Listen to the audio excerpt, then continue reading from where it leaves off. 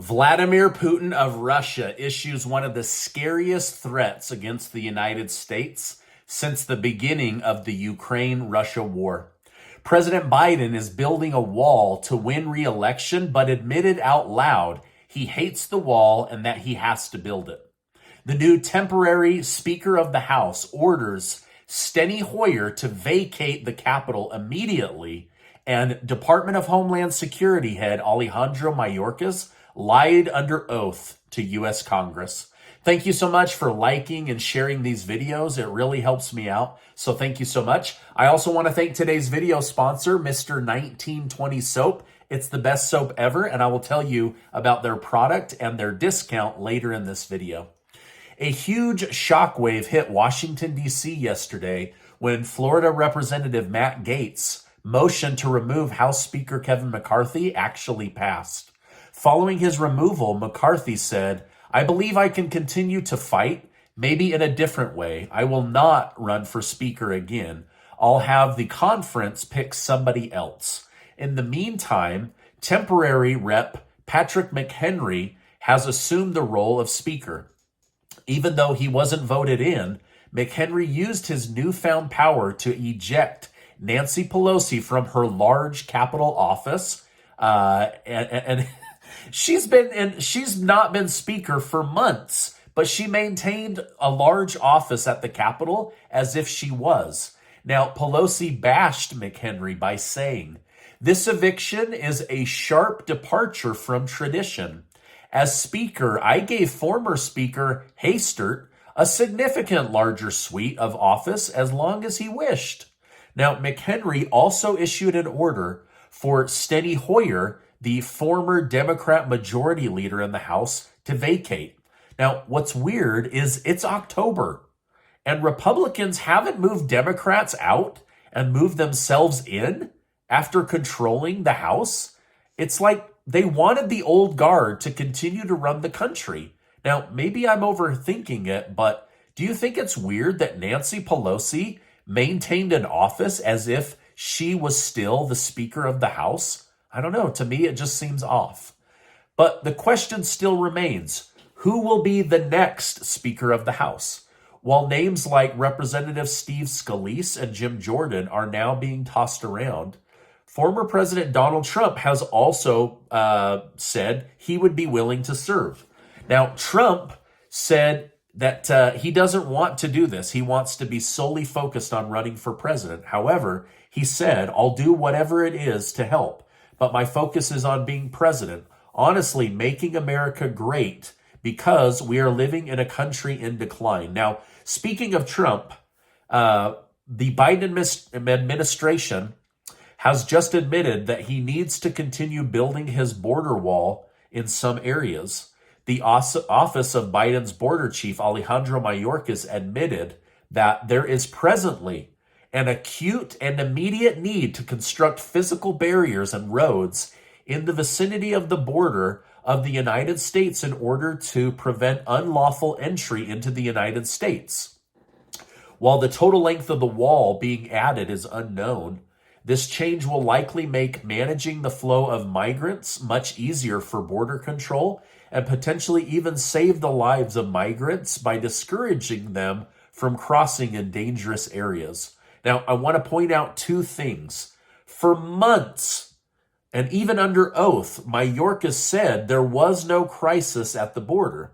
Now, all of a sudden, there's an acute and immediate crisis at the border that needs a border wall. So let the record show that Joe Biden isn't doing this to keep the United States and her citizens safe. He's doing it because he has to, and he wants to win re-election. But the second thing is, Mayorkas lied to the American people this entire year and even to Congress while being under oath that there was not a border crisis. Now, let's jump back to the crisis in Congress for a second.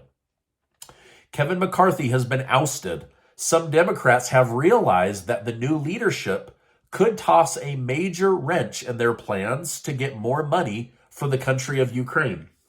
During a recent interview on MSNBC, Democrat Senator Michael Bennet claimed that he'd rather the United States government shut down than to pass another spending bill that doesn't have taxpayer money funding Ukraine. Bennet claimed, "This isn't a moment of politics. My mom, she's a Polish Jew. She was born in Warsaw, Poland in 1938.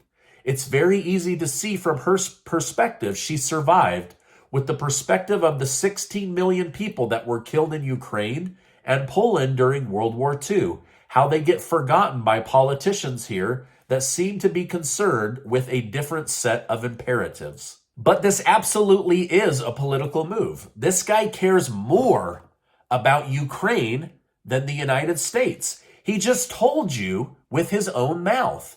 Also, this guy has corporations that are making tens of millions of dollars of taxpayer money in order to help Ukraine. So this is the real reason he wants money, is he needs U.S. taxpayer money to continue to go to Ukraine so that his donors can get paid and then he will get reelected. So follow the money. Don't be stupid about what he's saying. He's using a Holocaust story to justify giving your money to Ukraine and also to his corporate donors, mostly to his corporate donors. But even with hardcore support from Democrats, Ukrainian President Volodymyr Zelensky has admitted that war fatigue is setting in from the West, which means support for helping Ukraine is waning. Zelensky stated, "There is fatigue, but we will do everything to win against our enemy, and our counteroffensive goes ahead. Even if slowly, we do everything to repel the enemy." While the state of Ukraine's counteroffensive is debated, it seems that very little progress has been made, which means the United States is likely supporting a stalemate war or a losing war. Now, with reports of mass weapons being destroyed, this hasn't stopped the Biden administration from coming up with creative ways to get more weapons into the hands of Ukrainian soldiers. In fact, the Biden administration officially announced the U.S. will transfer thousands of seized Iranian weapons and rounds of ammunition to Ukraine in a move that could help to alleviate some of the critical shortages facing the Ukrainian military, as it awaits more money and equipment from the U.S. and allies. And lastly, some truly terrifying news from Vladimir Putin's own mouth. During a recent speech, Russian President Vladimir Putin delivered a stark warning to the West. He essentially said that if Russia faces an attack, they are fully prepared to respond with overwhelming force, including their advanced Satan II and flying Chernobyl missiles. Putin's message was clear. Any attack on Russia would result in total destruction to the aggressor with no chance of survival. Now, in his speech, Putin also criticized the West for threats against Russia and hinted that Russia might withdraw from the nuclear test ban treaty, potentially resuming nuclear weapons testing. He claimed that Russia had almost finished developing its Sarmat intercontinental ballistic missile system and the Burevestnik strategic cruise missile, both of which are capable of carrying nuclear warheads. Now, this speech comes amid the conflict in Ukraine, where a Russian rocket struck a village, strategically and tragically killing 50 Ukrainian civilians. Ukraine's President Zelensky condemned the attack, calling it a demonstrably brutal Russian crime.